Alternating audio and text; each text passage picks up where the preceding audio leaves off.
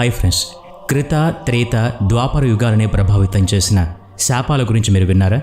అటువంటి పెను శాపాలు మొత్తం 7 ఉన్నాయి. అవి ఆయా యుగాల్లోని మహా సంఘటనలకు కారణమయ్యాయని పెద్దలు చెప్తూ ఉంటారు. మన భారతీయ పురాణ ఇతిహాసాల్లో ఆయా శాప వృత్తాంతాలు వివరంగా ఉన్నాయి. అవి క్షీరసాగర మథనానికి దారితీశాయి. భగవంతుడు శ్రీ మహావిష్ణువుని భూమి మీద మానవ అవతారం దాల్చేలా చేశాయి. యుగ ధర్మాలు నిర్దేశించాయి. ఈ వీడియోలో అటువంటి 7 పెద్ద శాపాల గురించి తెలుసుకుందాం. ప్రతి శాపం వెనుక ఏదో పరమార్థం ఉంది. ఆ శాపం ఇవ్వబడ్డానికి ప్రేరణ ఉంది. ఆ శాపం వెనుక కారణం ఉన్నట్టే శాప ఫలితానికి ఒక ప్రయోజనం కూడా ఉంది. విజ్ఞాన శాస్త్రం చెప్పే కార్యకారణ సంబంధం అన్నమాట. కాజ్ అండ్ ఎఫెక్ట్ థియరీ చెప్పినట్టు ప్రతి చర్యకి ఒక ఫలితం ఉంది కనుకనే ఆయా సంఘటనలు జరగడానికి శాపం రూపంలో బీజం, క్రియ జరిగాయి. ఇవన్నీ శాస్త్ర నిపుణులు నిశ్చితంగా పరిశీలిస్తారు. మన వరకు మనం కారణం, దాని ఫలితం తెలుసుకుందాం. 7. దక్ష ప్రజాపతి నారదునికిచ్చిన శాపం. శ్రీమద్ భాగవతం 6వ స్కంధంలో ఒక కథనం ఉంది. దక్షునికి తన పుత్రులకేదో ఆపద కలగబోతున్నదనే అనుమానం కలిగింది. ఉత్తినే అనుమానం ఎలా వచ్చింది? ఏదైనా సూచన ఉండాలిగా. ఉంది మరి. నారద మహర్షి తరచూ తన కుమారుల్ని కలుసుకోవటం గమనించాడు దక్షుడు. ఆ నారదుడు ఏదో నెపం లేకుండా పదే రాడు. ఏదో ఉండే ఉంటుంది. తన తనయులకేదో ముప్పు తెస్తాడు, లేదా తనకే ఏదో తంటా తెచ్చి తలకు చుడతాడు అని దక్షునికి అనిపించసాగింది. అందుకు తగ్గట్టే దక్షుని కొడుకులు తమ కర్తవ్యాలు మరిచి తిరగసాగారు. దక్షునికి కోపావేశం కలిగింది. నారదుణ్ణి కలిశాడు.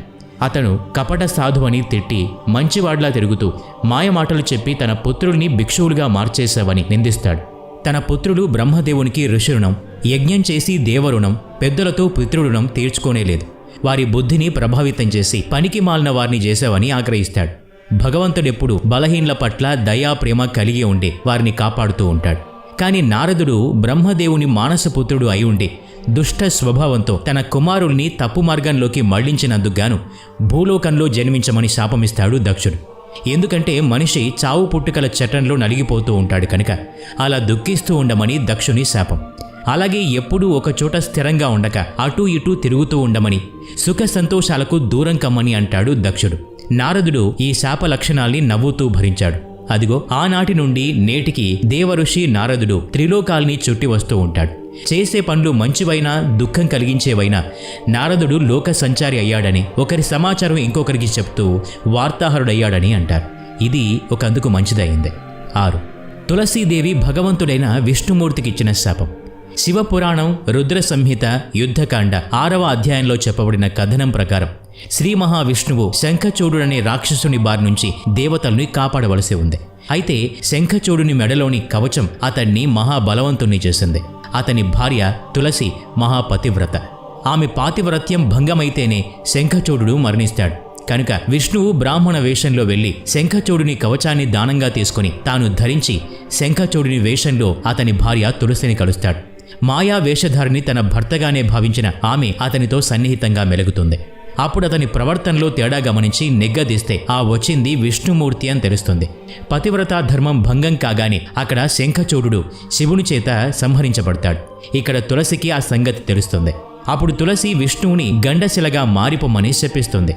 పాషాణ హృదయం ఉన్నవాడై తన భర్త రూపంలో వచ్చి తనను మోసగించినందుకు కఠినమైన శిలగా పడుండమని తులసి శపించిన కారణంగానే విష్ణువు సాలగ్రామ శిలారూపంలో కూడా పూజలు అందుకుంటూ ఉన్నాడు. ఈ సాలగ్రామ శిలలు నేపాల్లో ప్రవహిస్తున్న గండకీ నదిలోనే ఏర్పడుతూ ఉంటాయి. ఈ గండకీ నదే తులసి. విష్ణువు ఆమెకు గండకీ నదిగా ప్రవహించమని వరమిస్తాడు. తులసి కేశాలు అంటే తల వెంట్రుకలు తులసి మొక్కగా మొలిచి ఆ తులసి దళాలు శివకేశవులిద్దరికీ అత్యంత పూజనీయమైన వస్తువుగా మారాయని పురాణ కథనం. 5. పాండురాజుని శపించిన ముని దంపతులు. అడవికి వేటకు వెళ్లిన పాండురాజు ఏకాంత సుఖంలో ఉన్న జింకల జంటను చూస్తాడు. విల్లు ఎక్కుపెట్టి బాణం సంధిస్తాడు. ఆ శరాఘాతానికి జింకల జంట మరణిస్తుంది. అవి మరణిస్తూ ముని దంపతులుగా మారతాయి. అంటే ముని దంపతులు జింకల రూపంలో రమిస్తూ ఉండగా మృగయా వినోదం కోసం వచ్చిన పాండురాజు యథాలాపంగా చంపేస్తాడు. వారు మరణిస్తూ పాండురాజుని శపిస్తాడు. తమలాగానే అతను కూడా తన భార్య పొందు కోసం కలిసినప్పుడు మరణిస్తాడని చెప్తారు. తనను అలా శపించి చనిపోయిన ముని దంపతులకు నమస్కరించి బాధతో వెనక్కి వచ్చేస్తాడు పాండురాజు. జరిగింది అందరికీ తెలుస్తుంది. తర్వాత సంగతి మీకు తెలిసిందే. 2వ భార్య మాద్రిని చేరబోయి పాండురాజు మరణిస్తాడు. మాద్రి సతీసాగమనం చేస్తుంది. అంతకుముందే దుర్వాసుని మంత్ర ప్రభావంతో దేవతల ద్వారా కుంతి, మాద్రిలకు పంచపాండవులు జన్మిస్తారు. ఇలా పాండురాజు చేయకపోయుంటే అతడే జీవితాంతం హస్తినాపురానికి రాజై ఉండి ఆ తర్వాత పాండవులు రాజ్యపాలన చేసి ఉండేవారు. దుర్యోధనుడు ఎంత కాంక్ష ఉన్నప్పటికీ మరీ ఇంతగా ప్రవర్తించి ఉండకపోను. మహాభారత యుద్ధమే జరగకపోయేది. ఒక వేట సరదా, ఒక తొందరపాటు చర్య, ఒక కామ వాంఛ ఎంత తీవ్రమైన పరిణామాలకు దారితీశాయో కదా అనిపిస్తుంది. 4. జయ విజయులకు సనక సనందులచే ఇవ్వబడ్డ శాపం. బ్రహ్మ మానసపుత్రులు సనక, సనాతన, సనందన, సనత్కుమారులు. వీరు ఎల్లప్పుడూ బాలురుగానే ఉంటారు. నిత్య యవ్వనంతో ఉండే మహర్షి సంపన్నులు. ఏ లోకానికైనా నిరాటంకంగా వెళ్లి రాగలిగేందుకు వీలున్నవారు. అలానే ఓనాడు వైకుంఠానికి వెళ్లి విష్ణువుని దర్శించబోతారు. వైకుంఠ ద్వారపాలకులైన జయ విజయులు ఆ వృత్తాంతం తెలియక సాధారణ బాలకులే అని భావించి లోనికి పోవడానికి వీల్లేదంటారు. ససేమిరా పంపేది లేదనేసరికి కోపమొచ్చిన సనక, సనందన కుమారులు విష్ణువుకు ద్వారపాలకులై ఉండి సాత్విక లక్షణాలు లేకుండా రజో తమో గుణాలు కలిగిన మీరు ఈ వైకుంఠ నివాసులుగా ఉండటానికి తగనివారు కనుక పాపాత్ములై రాక్షసులుగా జన్మించమని శపిస్తారు. విష్ణుమూర్తి జరిగిందంతా గ్రహించి మహారుషుల శాపాన్ని అనుభవించక తప్పదని చెప్తూ ఒక ఉపశమన మార్గం చెప్తారు. 3 జన్మల్లో రాక్షస సోదరులుగా జన్మించి విష్ణు విరోధులుగా జీవించి చివరికి తన చేతిలోని చంపబడతారని, 3వ జన్మ ముగిశాక వైకుంఠం చేరి తిరిగి తన సమక్షంలో ద్వారపాలకులుగా ఉండగలరని చెప్తారు. 3. పరీక్షిత్తు మహారాజుకు ఋష్యశృంగుని శాపం. అర్జునుడి మనవడు అభిమన్యుడి కొడుకు పరీక్షిత్తు. పరీక్షిత్ మహారాజు ఒకనాడు అడవికి వెళ్ళాడు. వేటలో భాగంగా ఒక జంతువు మీద బాణం వేస్తాడు. అది కనిపించకపోయేసరికి వెతుక్కుంటూ వెళ్తాడు. అది ఎంతకీ కనిపించదు. రాజు అలసిపోతాడు. చివరికి శమీకుడు అనే ఋషి ఆశ్రమానికి చేరుకుంటాడు. ఆ ఋషిని జంతువు జాడ చెప్పమంటాడు పరీక్షిత్తు. అయితే ధ్యానంలో మౌనంగా ఉన్న శమీకుడు ఇదంతా గ్రహించలేదు. తాను అడుగుతున్న కళ్ళు తెరవని ఋషిపై కోపగించిన రాజు అక్కడ నేలపై చచ్చిపడున్న పామును తీసి ఋషి మెడలో వేసి వెళ్ళిపోతాడు.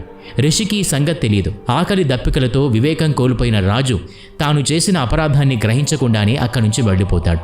శమీకుని పుత్రుడు శృంగి మహాతపస్సంపన్నుడు, మహర్షి. ఈ సంఘటన తర్వాత ఆశ్రమానికి తిరిగొచ్చిన శృంగి తన తండ్రిని అలా చూసి కోపావేశంతో ఈ పని చేసినవాడు ఎవడైనా సరే ఇప్పటికీ 7 రోజుల్లో పాము కాటుతో మరణిస్తాడని శపిస్తాడు. అలా తక్షకుని కాటుకు పరీక్షిత్తు మరణిస్తాడు.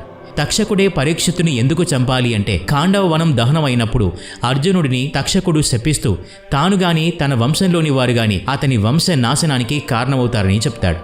అలా 3వ తరంలో అర్జునుడి మనవడిని తక్షకుడే కాటువేస్తాడు. తక్షకుడు ప్రేరణ అయితే శృంగి శాపం కారణమైంది. 2. శ్రీకృష్ణునికి గాంధారి శాపం.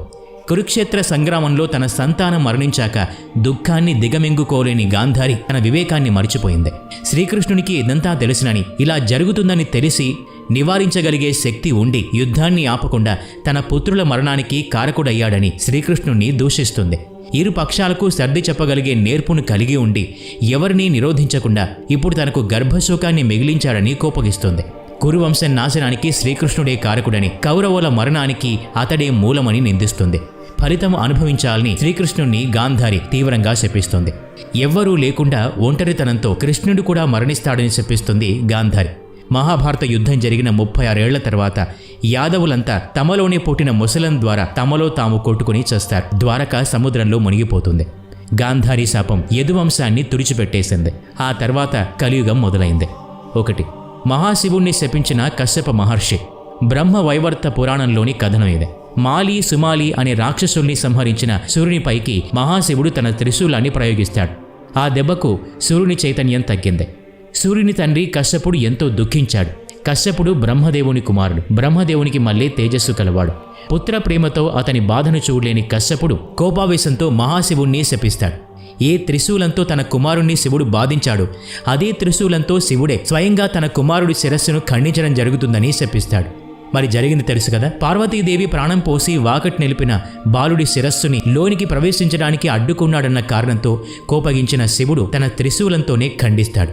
ఆపై ఏనుగు శిరస్సును అమర్చటం, అతన్ని విఘ్నాలకు అధిపతిని చేయటం, ప్రథమ పూజ అందుకునేలాగా విఘ్నేశ్వరుడిగా చేయటం తెలిసిందే. ఇవి 7 మాత్రమే శాపాలని కాదు. వీటికి తోడైనవి పురాణ ఇతిహాసాల్లో కథనాల్ని మునుముందుకు జరిపినవి ఉన్నాయి.